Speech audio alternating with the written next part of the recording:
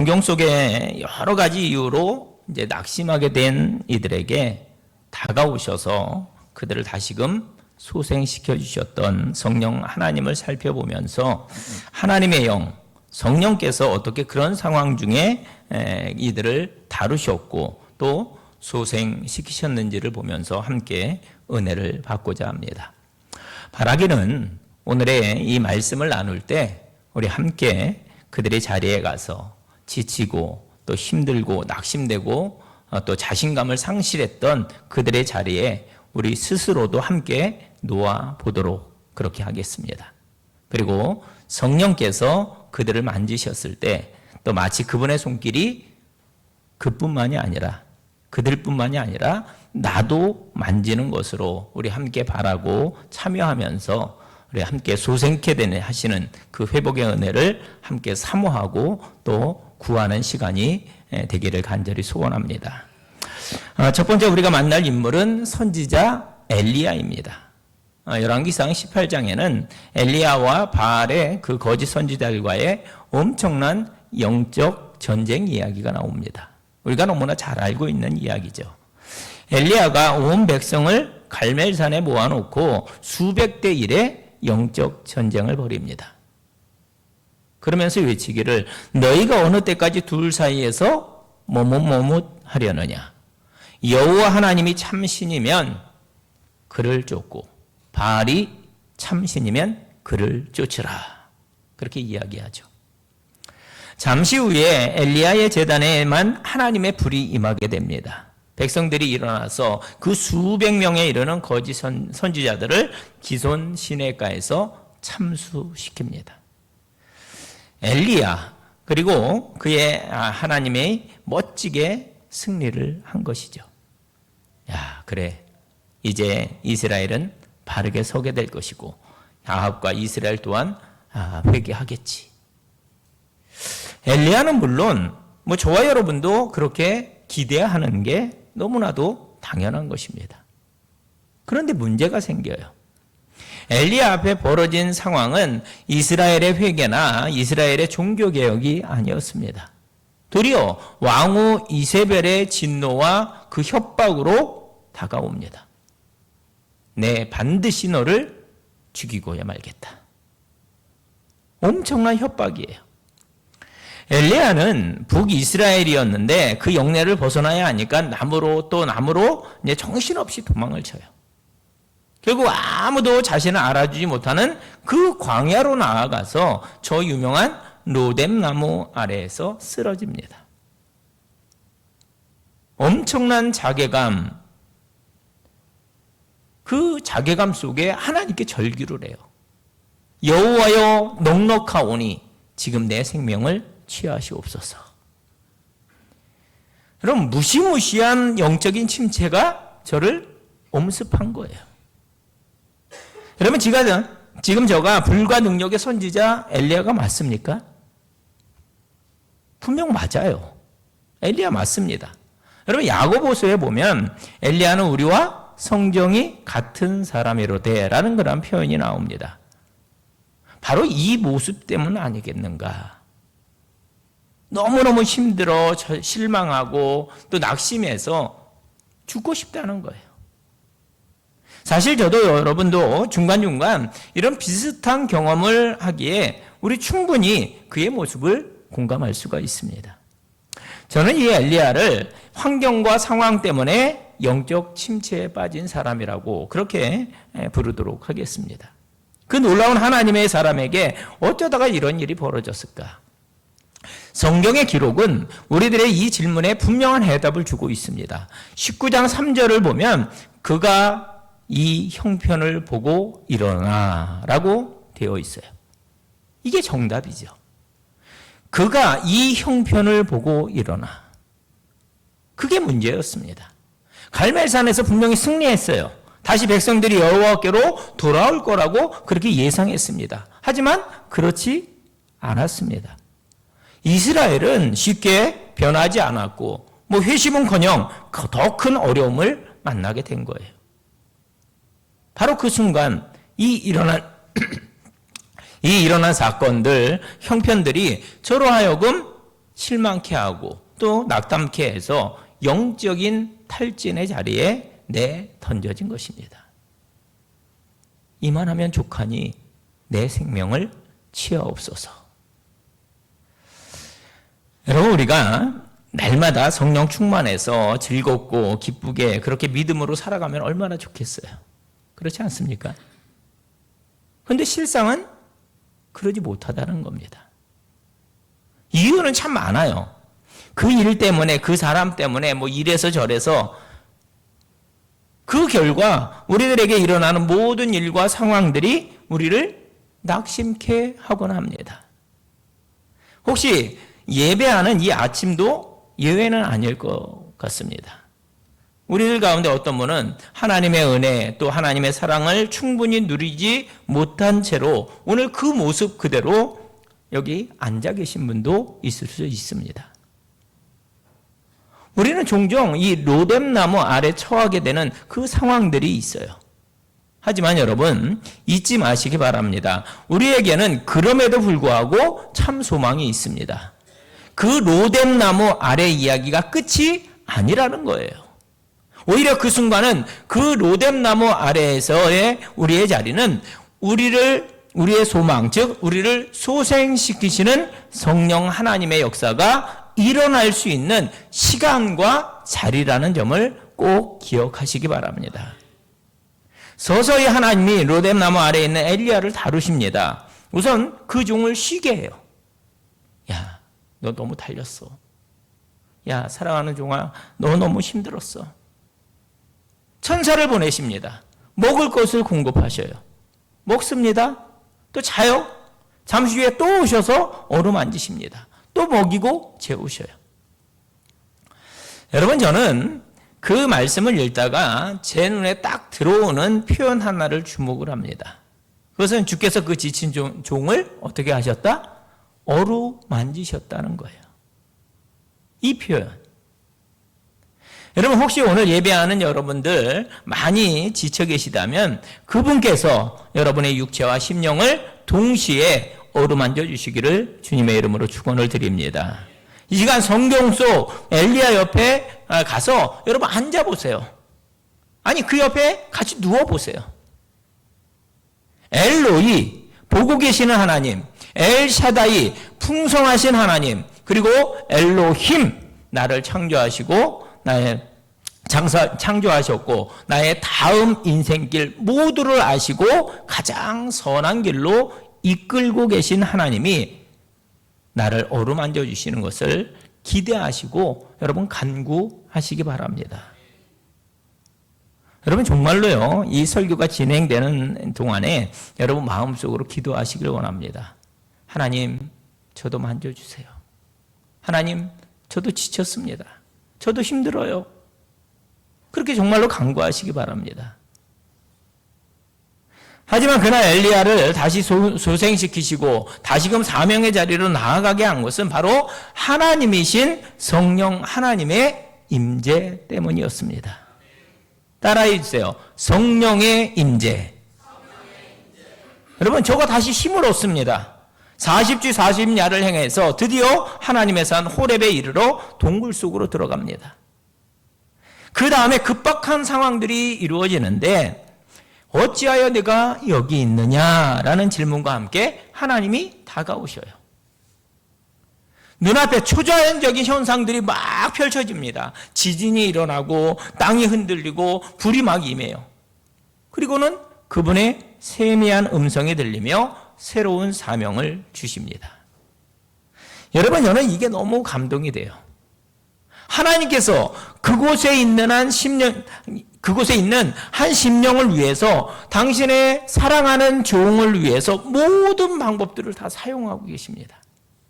음식, 물, 어루만지는 손길, 천사, 격려, 지진, 불, 세미한 음성, 그리고 세미한 사명, 그리고 나중에는 선물로 주시는 동역자 등등. 그리고 이 모든 일들 한가운데 행하시는 하나님의 임재, 특별히 성령, 소생시키시는 성령 하나님의 손길을 우리가 지켜보게 됩니다. 드리는 말씀은 이거예요. 여러분, 환경, 상황이 여러분 쉽지 않아요. 하지만 그 환경을 넘어설 수 있게 하시는 성령님의 소생시키시는 능력이 있다는 것입니다. 그 능력이 바로 이 자리에 풍성히 임하게 되시기를 축원을 드립니다. 두 번째 우리가 만나려고 하는 영적 침체자는 오늘 본문에서 만났던 모세입니다. 모세. 여기 우리 하나님이 친구처럼 대해 주셨던 이스라엘의 지도자 모세가 있습니다. 모세는 출애굽 사건, 또 광야 40년 이 모든 것들을 이끌어냈던 정말로 불세출의 지도자 맞습니다. 하나님의 사람이에요. 하나님이 모세 편에 서서 항상 그를 인정해 주셨습니다. 하지만 오늘 우리가 함께 대했던 이 민수기 11장을 보시면 뜻밖의 장면이 펼쳐지는 것을 볼 수가 있습니다. 눈물을 쏟으며 불평을 터뜨리고 있는 그러한 모세. 여러분, 모세의 인생에 이런 일이요 별로 일어나질 않았어요. 앞선 엘리야와 똑같은 기도를 지금 모세가 하고 있습니다. 하나님, 저도 못하겠습니다. 저 죽여주십시오. 근데 무슨 일이 일어났던 것일까? 애굽을 떠난 후에 여러 번 고비를 겪으면서 이스라엘이 드디어 하나님의 산 시내산에 이르게 됐습니다. 여러분, 출애굽기 19장 아주 중요한 말씀이죠. 천지를 뒤흔들며 강림하신 여호와 하나님, 민족 전체가 그분을 대면하였고 하나님과 새로운 계약을 맺습니다. 내가 너희의 하나님이 되어주고 너희가 내 거룩한 백성이요 나의 소유요 제사장 나라가 될 것이다 라는 약속의 말씀이었습니다. 여러분, 노예 출신이었던 저들에게 얼마나 영광스러운 제안이고 또 변화였습니까? 그리고 나서 그들이 새로운 존재가 되어서 길을 떠나요. 그리고 딱 사흘이 지났을 때, 여러분 이게 인상적이거든요. 딱 사흘이 지났을 때 여러분, 그들이 이스라엘 백성들이 분명히 하나님을 만났습니다. 기적적으로 만났어요. 놀랍게 만났어요. 그렇지만 3일 동안 광야 길은 여전히 험했고 고단했습니다. 슬슬 이스라엘 백성들의 고질적인 습관인 불평, 원망이 고개를 쳐듭니다. 누가 우리에게 고기를 먹여줄까? 애굽에서는 마음껏 생선과 우유와 수박과 부추와 파와 마늘을 먹었었는데 이제 우리 눈에 보이는 건 지겨운 만나밖에 없네. 여러분, 억지죠. 거짓말입니다.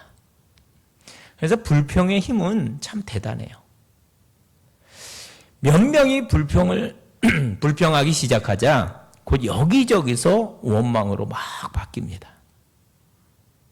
이건요, 어떤 전염병보다 강한 그런 불평, 불만이었어요. 백성들이 막 낙심합니다. 여기저기 울고불고 하는 이들이 막 생겨나요. 하지만 그 순간 누구보다도 그 불평과 원망을 싫어하셨던 분이 바로 여호와 하나님이셨다라는 겁니다. 하나님이 그 백성들을 향해서 노를 펼치시는데 여러분, 그것은 하나님의 제한된 노였습니다. 그들 지인 끝에 여호와의 불이 내린 거예요. 여호와께서 불을 내리신 바로 그 순간에 모세가 더 이상 참지 못하고 이 모든 광경을 지켜보던 모세가 쓰러집니다. 더 이상 못하겠다는 거예요. 그래서 15절 말씀을 보세요. 큰 소리로 절규합니다. 구하옵나니 내게 은혜를 베푸사 즉시 나를 죽여 내가 고난당함을 내가 보지 않게 하옵소서. 하나님, 이게 뭡니까? 어째서 이 종을 이렇게 괴롭게 하십니까? 저 너무너무 힘듭니다. 더 이상 이 책임 감당하고 싶지 않습니다. 구하옵나니 즉시 나를 죽여 나로 이 공고함을 보지 않게 하옵소서. 딱 그 말인 거예요. 여러분, 첫 번째 인물 엘리야가 했던 기도와 정확히 일치하지 않습니까? 또한 이 엄청난 영적 침체에 모세가 빠져버린 거예요. 너무 크게 낙심한 거죠. 그 또한 내 생명을 취하옵소서. 더 이상 이 힘든 상황을 감당치 않게 하옵소서라고 외칩니다. 저는요, 충분히 모세의 이 상황을 이해합니다. 엘리야가 환경 때문에 영적 침체에 빠진 사람이라고 했다면, 여러분, 이 모세는 공동체 때문에 영적 침체에 빠진 사람이라고 그렇게 이야기할 수 있습니다. 여러분, 사실 이 공동체로 인해서 힘들고 수고하는 건 지도자라면 당연히 감당해야 하는 일이 맞습니다. 그건 운명이에요. 어떻게 보면 지도자는 외롭습니다. 힘들어요. 이 사람이 뭐라 하고 저 사람이 막 뭐라고 합니다. 그래서 중간에 기분 나쁘면 두 손 다 놓고 싶을 때가 있어요. 에이, 그럼 당신들이 알아서 하세요. 나 못해. 이럴 수 있어요. 여러분, 특별히 불평하고 원망하는 그런 사람들이 많으면, 그런 사람들이 생겨나면 정말 낙심케 됩니다. 나는 열심히 하려고 하는데 옆에서 응원은 못 해줄 망정 막 우리 흔히 하는 말로 초친다고 그러죠. 그러면 정말 힘 빠지거든요. 모세가 그랬다는 거예요. 그런데 여러분 생각해 볼 것은, 여러분 이게 모세만 힘든 일이었을까? 아닐 겁니다. 이건 이스라엘 백성들 모두의 힘듦이라고 말할 수 있을 거예요. 그래서 저는 이 모든 것들을 통틀어서 공동체 때문에 온 어려움이라고 그렇게 부르고 싶습니다. 우리들의 경험을 돌아보면 인정할 수밖에 없어요. 분명히 공동체 때문에 힘들어지는 일이 있습니다. 서로 다른 사람들이 모인 자리잖아요. 교회 때문에 수고하다가 낙심되는 일들이 항상 있거든요. 물론 아무것도 안 하고 아무런 기대도 하지 않으면 아무런 상처를 입지 않습니다. 낙심할 만한 일도 없어요. 하지만 애쓰고 수고하고 섬기다 보면 반드시 힘든 일들이 일어나게 되더라고요. 나는 열심히 했는데 누군가 했던 말 때문에 상처를 받으신 그런 경험 없으신가요? 자기는 별로 열심히도 안 하면서 말 한마디로 힘을 빼는 그런 사람들이 꼭 공동체 안에 있어요. 또 본의 아니게 원망과 불평을 들을 수도 있습니다. 그 결과 우리도 그날의 모세처럼 그렇게 힘이 빠질 때가 있다는 거죠. 그런 의미에서 저는 모세를 공동체 때문에 영적 침체를 겪는 사람이라고 그렇게 부르고 싶은 겁니다. 혹시나 오늘 우리들 가운데 그런 분이 있으시다면 이 시간 주의 성령께서 여러분의 심령을 강하게 다루어 주시기를 소원합니다. 순간 하나님께서 모세의 이 상황을 도와서 문제를 해결하십니다. 그런데 여러분 놀라워요. 그 해결 방법이 뜻밖에도 70명의 장로들, 즉 동역자를 세워서 모세의 직무를 함께 나누어 맡기는 일이었습니다. 여러분 24절부터의 말씀을 보면 이렇게 되어 있습니다. 24절 25절 말씀, 모세가 나가서 여호와의 말씀을 백성에게 알리고 백성의 장로 70인을 모아 장막에 둘러세우매 여호와께서 구름 가운데 강림하사 모세에게 말씀하시고 그에게 임한 영을 70 장로에게도 임하게 하시니 영이 임하신 때에 그들이 예언을 하다가 다시는 하지 아니하였더라. 이렇게 말씀합니다. 하나님의 살아계심을, 그분의 동일한 성령을 장로들이 함께 경험하는 거예요. 그리고 이 문제가 극복되었다는 거죠. 여러분 그 순간 굉장히 의미심장한 일 하나가 벌어지는데, 모세는 70인의 장로들을 이제 불러냈잖아요.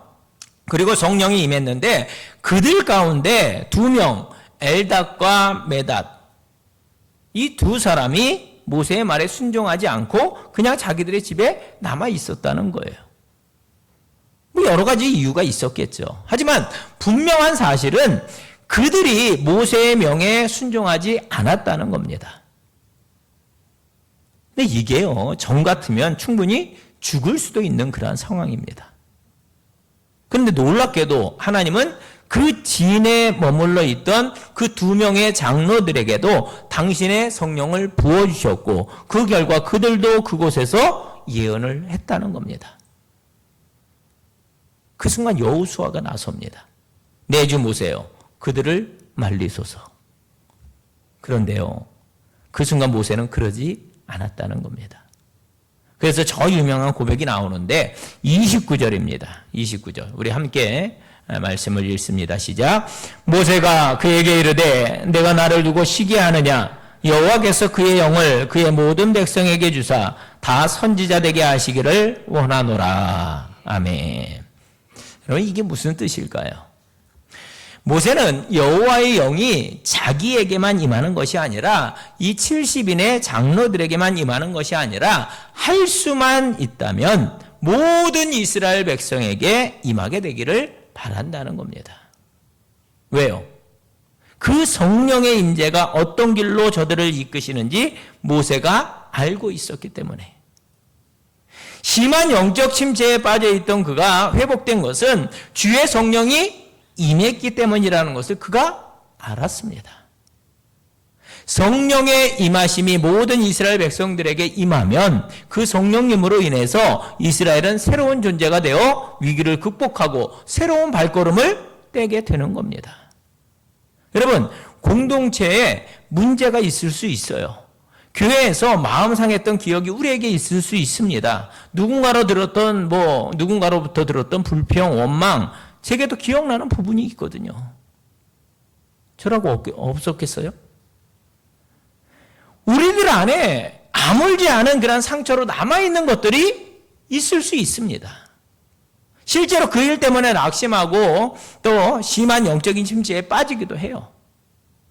그러나 여러분을 위해 축복하며 구합니다. 이 시간 여호와 하나님께서 부어주시는 하나님의 신, 그 성령의 임재가 여러분의 삶의 자리에 한 분 한 분에게 충만히 임하게 되시기를 간절히 소원합니다.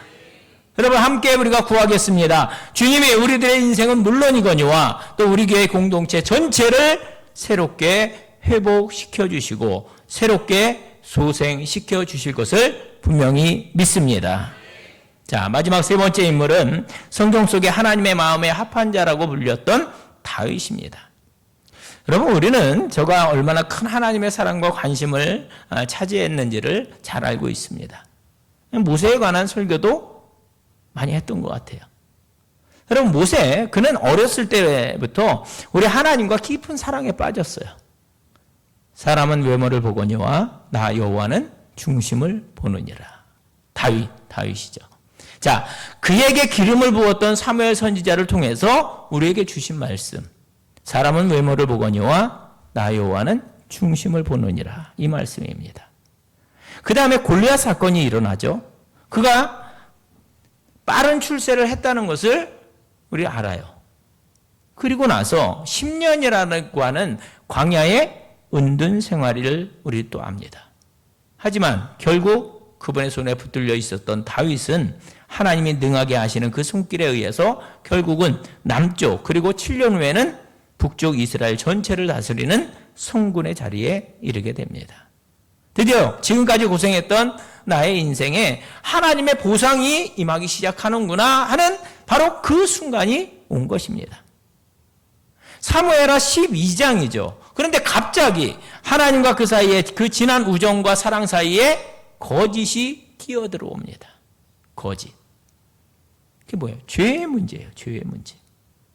여러분, 진정한 우정, 진정한 사랑은 모든 것을 견딥니다. 뭐 경제적인 거, 어떤 아픔 다 견딜 수 있어요. 이겨낼 수 있어요. 하지만 단 한 가지 경우는 우리가 이길 수가 없어요. 그 순간 와르르 무너집니다. 언제입니까?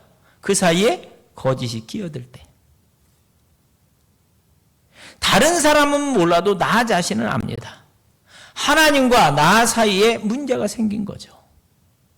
다윗이 그걸 안 거예요. 바로 우리아의 아내 밧세바 사건입니다. 걸림돌인 우리아를 제거하잖아요. 그런데 이제 아무 일도 없었던 것처럼 그녀를 왕궁으로 불러들여 아내로 삼습니다. 여러분, 그냥 문제가 다 해결된 것처럼 그렇게 보여요. 하지만 하나님은 이 모든 일을 알고 계셨다는 것입니다. 성경은 다윗이 행한 그 일이 여호와 보시기에 악하였더라. 이렇게 사무엘하 11장 27절에서 분명히 말씀하고 있습니다. 여러분, 이 상황을 잘 보세요. 다윗이 분명히 죄를 지었고 이 사실을 누구보다 잘 알고 있었습니다. 그러나 이를 인정하지 않고 아무 문제가 없는 것이냐 그냥 가장하면서 그렇게 살아요. 그러나 단 한 군데가 편치 않았죠. 어디입니까? 바로 그의 심령 깊은 곳입니다. 그의 마음은 지금 뭔가가 잘못되어 있는 것을 알고 있어요. 하나님과의 사랑이 사라져버린 걸 저가 느끼고 있습니다. 더 이상 그분이 자기의 친구라고 말할 수가 없는 거예요. 그분께 자기의 얼굴을 들 수가 없어요. 한때 너무나 정겹게 느껴지던 우리 하나님의 시선은 이제 무시무시한 영혼의 짓눌림으로 그의 눈을 들지도 못할 만한 무게로 그를 내리누르고 있어요. 저는 이때 그의 영적인 괴로움을, 그 영적인 침체를 죄악으로 인해 다가온 영적인 침체라고 그렇게 말하겠습니다. 하나님 앞에서의 죄는 우리도 그분과 멀어지게 하며 절망하게끔 합니다. 우리는 그 다음 이야기를 잘 압니다. 나단 선지자가 나타나 죄를 지적할 때 자복하고 회개하죠. 내가 여호와께 죄를 범하였노라. 여러분, 핑계대지 않아요. 불필요한 이야기 하지 않습니다. 여러분, 지금 나단 선지자의 출현, 아니 그 전에 범죄 이후 하나님과 단절된 이후 회복기까지의 이 기간은 결코 짧지 않습니다. 또 간단하지도 않아요. 하나님 잘못했습니다. 끝이 아니었어요. 지난 괴로움이 거기에 깔려 있습니다. 하지만 분명한 사실은 그가 회복되었다는 거예요. 우리는 종종 하나님은 우리들의 그 죄악과 얼룩까지도 당신의 선을 위해서 선하게 재창조할 수 있다라고 그렇게 말합니다. 맞습니다. 하지만 그 과정은 결코 간단치 않다는 거죠. 하나님이 그에게 아무런 말도 하지 않고 침묵하시는 그런 시간 말입니다. 그 긴 고통의 순간이 지난 후 드디어 한순간 쏟아지는 하나님의 은혜가 그에게 임합니다. 언제요? 거기 마침내 진실이 존재했을 때. 마침내 그의 애통하는 마음과 회개하는 눈물이 하나님께 받아들여지고 다윗은 그토록 고대하던 사랑하는 하나님과의 그 우정을 다시금 되찾게 됩니다. 그래서 여러분, 시편을 보면 여러 곳에 그때의 감격이 기록이 되어져 있어요. 시편 32편이 그때의 이야기입니다.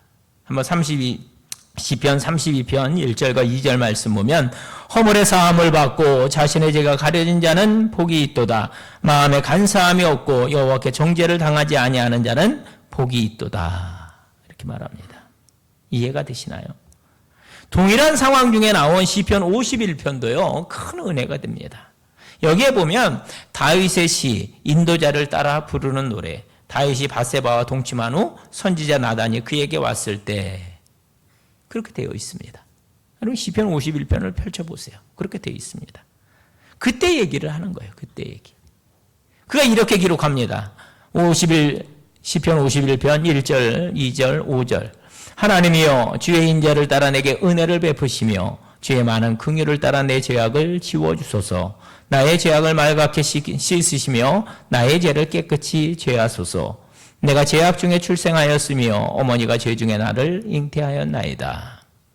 여러분, 다윗의 이 처절한 회개의 간구를 한번 들어보세요. 7절 말씀 보면 우슬죄로 나를 정결하게 하소서. 내가 정하리이다. 나의 죄를 씻어주소서. 내가 눈보다 희리이다.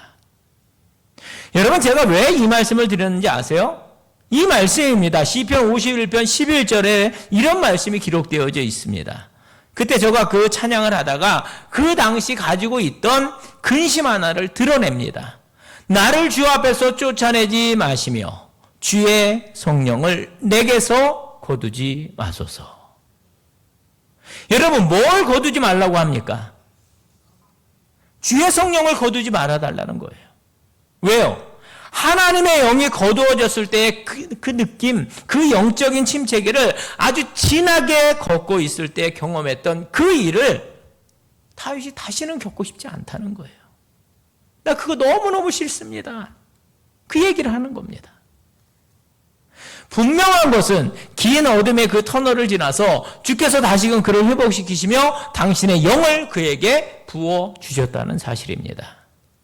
그제야 다윗은 회복의 기도를 올려드릴 수 있었습니다.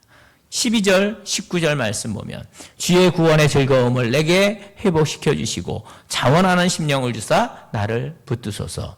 그때 주께서 의로운 제사와 번제와 온전한 번제를 기뻐하시리니 그때 그들이 수소를 주의 제단에 드리리이다. 무슨 얘기냐? 그때서야 다시 말하면 그동안은 저가 그 문제를 해결하지 않고서 지난 영적 침체에 빠져 있었다는 거예요. 겉으로는 아무 일도 아닌 것 같죠. 종교적인 제사에 그럴듯하게 참여합니다. 하지만 이 모든 것들이 그에게는 그 숫소가 그에게는 즉 제사가 그에게는 아무 의미가 없었다고 하는 그러한 고백인 것입니다. 그러나 주의 성령이 다시금 그에게 임해서 저를 다시금 소생시켜 주었을 때 그 이후에 저의 시편은 지난 3000년 동안 우리를 향한 훌륭한 영적인 길잡이가 되어 주었다는 것이죠. 오늘 나눈 이 세 사람의 이야기는 하나님의 영, 성령님은 우리를 치유하시고 회복시키시고 다시금 소생케 하시는 분이라는 것입니다. 여러분, 성령께서 다시금 소생시킬 수 없는 상황, 그런 사람은 없다는 사실을 여러분 분명히 믿으시기 바랍니다. 그 절망의 끝자리, 어둠의 한가운데 서 있던 세 사람, 엘리야, 모세, 다윗, 그 사람들을 하나님이 회복시키셨다면 그와 동일한 상황 중에 있는 우리를 다시금 회복시켜 주실 수 있음을 분명히 믿습니다. 이제 우리에게 남은 것은 그 믿음 가지고 그분의 회복시키시는 은혜를 간절히 사모하며 간구하는 것이죠. 주여, 나로 하여금 다시금 소생케 하옵소서. 주여, 나의 영혼을 다시금 일으켜 주시옵소서. 주여, 나에게 보혜사 성령님을 보내주셔서 나로 하여금 이 힘든 상황에서 일어나게 하옵소서. 그것이 개인적인 죄 때문이든 아니면 공동체로 인한 그 힘듦 때문이든 내 인생에서 일어난 여러 상황과 또 환경 때문이든 상관하지 마시고 그 소원을 가지고 그분을 구하며 기도하시기 바랍니다. 결론입니다. 사랑하는 성도 여러분, 오늘도 우리 가운데는 누구도 원하지 않지만 종종 심각한 영적 침체를 겪는 그러한 분들이 계십니다. 심지어 하나님의 사람에게도 저에게도 또 여러분들에게도 그런 일들이 일어납니다. 이상히 여기지 마시기 바라요. 엘리야처럼 인생에 원치 않은 일들로 인해서 또 환경이 힘들어져서 침체를 겪고 계신 분 계십니까? 모세처럼 공동체 안에서 일어난 어떤 일 때문에 누군가의 비난, 원망으로 인해서 마음이 다쳐버리신 그런 분 계십니까? 다윗처럼 스스로 범한 그 죄악으로 인해서 그 악한 영향력으로 인해서 그 끝없는 어둠의 터널을 스스로 지나고 계신 분 계십니까? 오늘 이 소망의 말씀을 붙드시기 바랍니다.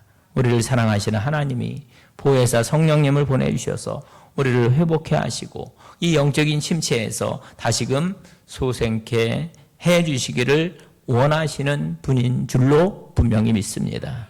좋으신 하나님께 좋으신 성령님을 구하시기 바랍니다. 그분의 임재, 그분의 회복, 특별히 내 영혼을 소생시켜 주시는 하나님의 은혜가 오늘 나에게 꼭 필요한 것이라고 말씀드리시고 부르짖어 구할 수 있길 바랍니다. 주의 성령이 예배하는 우리에게 또 우리 교회 공동체에 강하게 임하셔서 우리 모두 다시금 소생케 되는 역사가 일어나게 되시기를 주님의 이름으로 축원을 드립니다.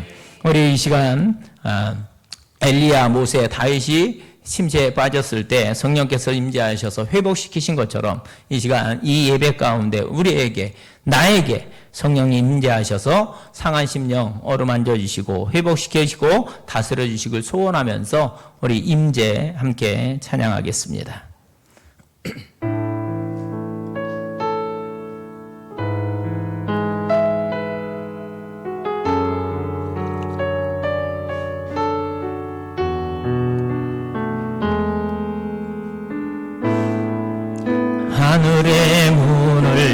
보소서. 이곳을 주목하소서. 주를 향한 노래가 거지지 않으니 하늘을 열고 보소서. 이곳에 임재하소서. 이곳에 임재하소서. 주님을 기다립니다. 기도의 향기가 하늘에 닿으니 주여 임재하여 주소서. 이곳에 오셔서 이곳에 앉으소서. 이곳에서 드리는 예배를 받으소서. 주님의 이름이 주님의 이름만이 오직 주의 이름만 이곳에 있습니다. 이곳에 오셔서 이곳에 오셔서 이곳에 앉으소서. 이곳에서 드리는 예배를 받으소서. 주님의 이름이 주님의 이름만이 오직 주의 이름만 이곳에 다시 한번 이곳에 오셔서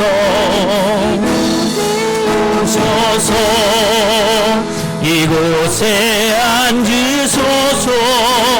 이곳에서 드리는 예배를 받으소서. 주님의 이름이 주님의 이름만이 오직 주의 이름만 이곳에 있습니다.